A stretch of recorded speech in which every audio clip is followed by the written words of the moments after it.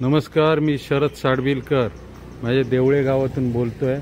शिरसाट यांच्या विहीर बघायला आलो, यांची विहीर बघायला आलो। तर त्यांनी नवीन विहीर केली। तर आता विचार येताना तुम्हाला नवीन विहीर करावीशी का वाटली?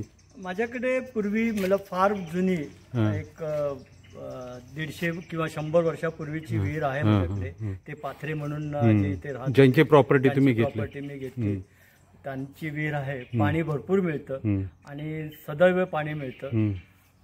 पण मला जर नवीन काही करायचं असेल तर ती विहीर छोटी असल्यामुळे ते करता येणार नव्हतं।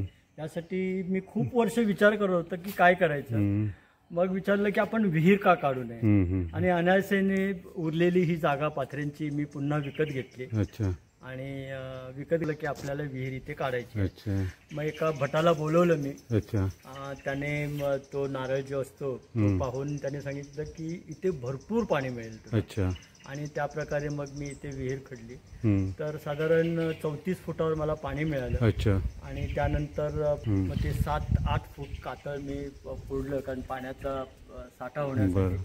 आणि त्याच वेळेला म्हणजे महिनाभरात 6-7 फूट पाणी झालं होतं। आणि आता पावसाळ्याची ही जमीन साधारण उफाळ्याची असं गावकरी म्हणतात।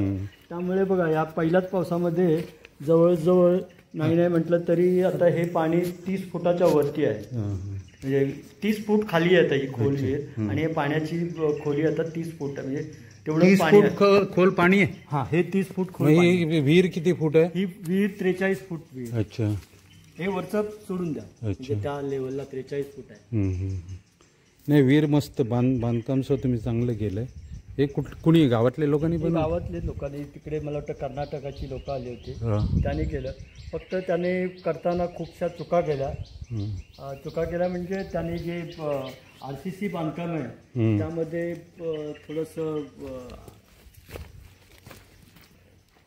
म्हणजे त्याने जी त्यांच्या बाइंडिंग वायर आहेत त्या ओपन ठेवल्या, त्यामुळे मग तिथून ते खराब होण्याची शक्यता जास्त आहे। साधारण खर्च किती आला आहे विहिरीला तुम्हाला? साधारण मला वाटतं ही म्हणजे विहीर खणणं, त्यानंतर त्याला बांधकाम करणं, त्यानंतर मग त्याचं पंप आणणं, आणि मग त्याचं संपूर्ण पायपिंग करणं, हा सगळा खर्च 4 लाखाच्या आसपास आला।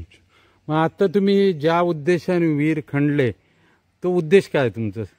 नवीन काय? नवीन काय म्हणजे एक तर असं म्हटलं जातं की आंब्याचा सीझन चालू झाल्यानंतर साधारण तुम्ही पहिला हात आंब्यावर फिरवला, पहिला हात फिरवल्यानंतर आंबा काढल्यानंतर पहिला आंबा काढल्यानंतर 10% पाणी आंब्याला द्यायचं त्या आठवड्यामध्ये।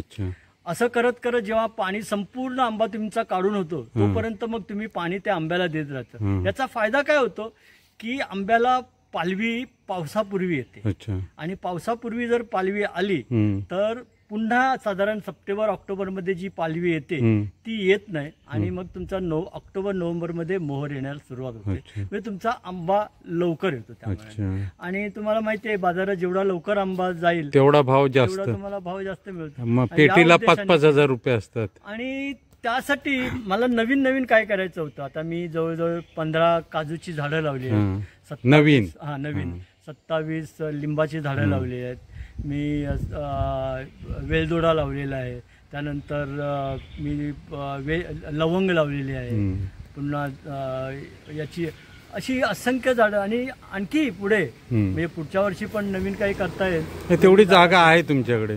तर ही स्वतः जागा तुमचीच आहे ना? ही किती आहे साधारण? ही साधारण 20 गुंठे जागा आहे। अच्छा, पण रोडला टच आहे तुमची जागा, त्यामुळे त्याला हे चांगलं आहे, रोड टच जागा आहे, त्यामुळं तुम्हाला माल न्याय आणायला चांगला पडतो ना। इथून गाडी जाते मुंबईला, डायरेक्ट त्याच्यात टाकता तुम्ही आंबा। वाहतुकीचं हे चांगलं साधन आहे तुमचं। आला होता का त्याला आंबा? इंदा आला होता ना। तुमची दुसरी विहीर दाखवा, जी पहिली आहे ती। चला, आता ही विहीर मला वाटतं पूर्वी गावातली जवळजवळ सर्व उघडते, उघडत नाही कारण आम्ही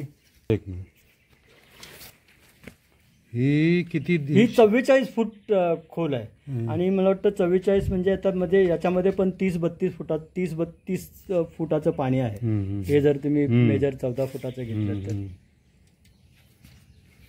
आणि पावसाळ्याच्या दिवसात पाणी अजिबात कमी होत नाही. म्हणजे ते किती पाणी काढा तुम्ही दिवसभरात ते पुन्हा तेवढ्याच लेवलला राहतं. हे वैशिष्ट्य आहे. हे इकडे टाकी बसवले ना, हे किती फुटाची याची? साधारण 1000 लिटरची टाकी आहे. अच्छा. आणि ती 12 फुटावर बसवली. अच्छा, छान आहे. हरा फारा सगळा, नजर न लागू.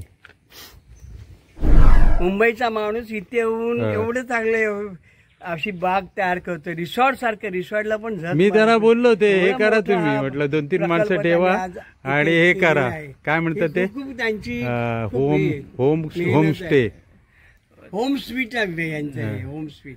ते खूप समाधान वाटलं. मी प्रत्येक वर्षी इथे आलो नंतर इकडे येतो मी यांच्या घरी. प्रायव्हेट प्रॉपर्टी एवढी त्यामुळे नव्हती होमस्टे करण्याचा माझा काही विचार नाही. अच्छा अच्छा, तुम्ही तुमच्या आनंदासाठी करताय, आनंदासाठी. स्वतःची प्रॉपर्टी आहे ही त्यांची. चला, धन्यवाद. माझा हा व्हिडिओ आवडला तर शेअर करा, लाईक करा आणि सबस्क्राईब करा. लोकांपर्यंत, इतर लोकांपर्यंत माहिती जास्तीत जास्त पोचावी ही अपेक्षा. धन्यवाद.